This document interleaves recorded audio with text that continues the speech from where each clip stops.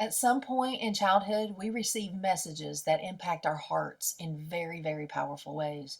And as a result of painful, disappointing experiences that happen to us and interactions with those often closest to us, we learn that in order to survive and succeed, I must blank.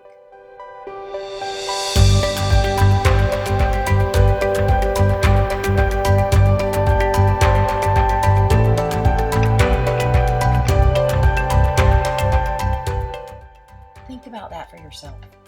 What was the message, or what were the messages that you received early on that felt true for you? And as a result, they became your survival mechanism and your formula for success.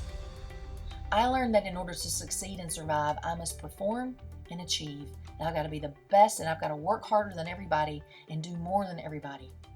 And I believed wholeheartedly that I had to be the best at whatever I did and be who everybody else needed and expected me to be, and to be perfect. And that way, nobody could ever discover that I'm not really enough, that who I am isn't valuable or worthy, which is what I really believed inside. And that was the message that I got.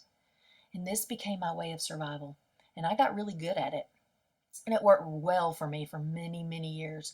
I did achieve a lot, and I got a lot of outward success. But deep inside, I felt empty, alone, and afraid. I desperately just wanted to be free to be me.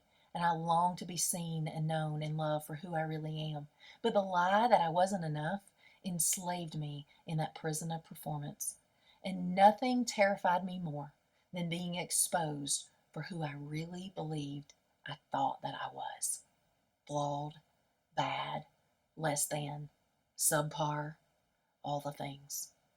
But that survival mechanism was rooted in shame and fear, and it seemed to protect me. And I felt really safe in some ways, and I even believed that it motivated me. It made me strong, it made me fierce and focused and disciplined, and I considered it my advocate and my friend. I even personified it, and I actually named her Strong Connie. It was my persona that I pulled out to protect me and motivate me when I needed her. And in my mind, she made me better, and she gave me a sense of worth and identity.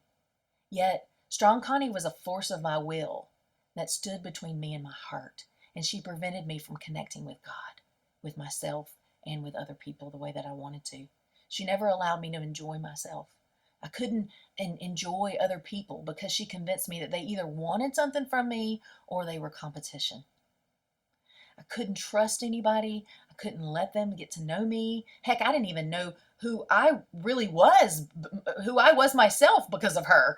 She kept me even from myself. And as I began to do my inner work in counseling and coaching sessions, I began to discover her. And the more self-aware I became, the more conscious I was of her voice in my head. And soon I realized just how vicious she was, and that she actually hated me. She wanted me dead, the real me.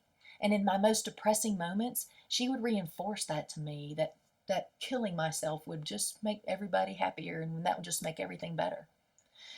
You know, we all have that protector self, that inner critic.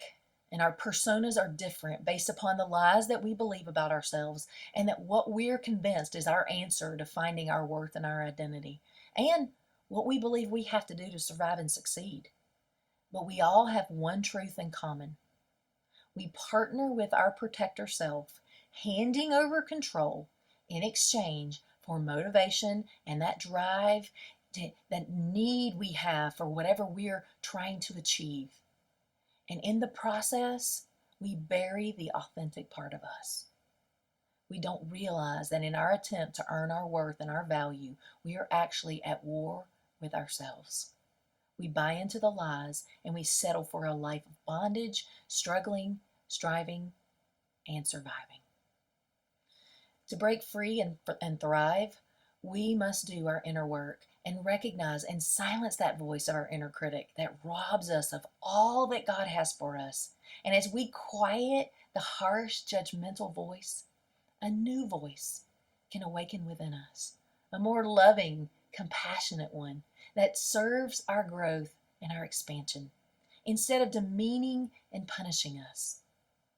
And this voice is one that is steeped in inner wisdom and compassion that guides us to a new way of living in appreciation, acceptance, receptivity, and possibility. Notice what your protector self says to you. How does he or she talk to you? What does his or her voice sound like? Be attentive to the negative emotions and the energy that permeate you as a result of listening to that protector self, that inner critic. And now thank your inner critic for all that he or she has done to help you survive up to this point and even succeed. But let him or her know that his or her job has now ended. It's time to live a new way. You're going to learn to trust yourself and learn to trust God in you.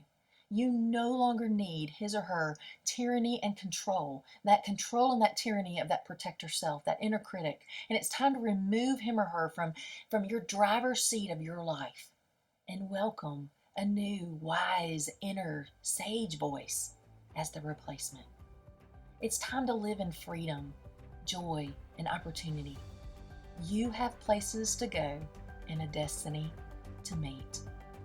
And you're invited to do more of this work by either joining my breakthrough coaching program or my business breakthrough coaching program plus mastermind so that you can soar to new levels of freedom, joy, and success while living in the fullness of who you were created to be and lighting your life on fire.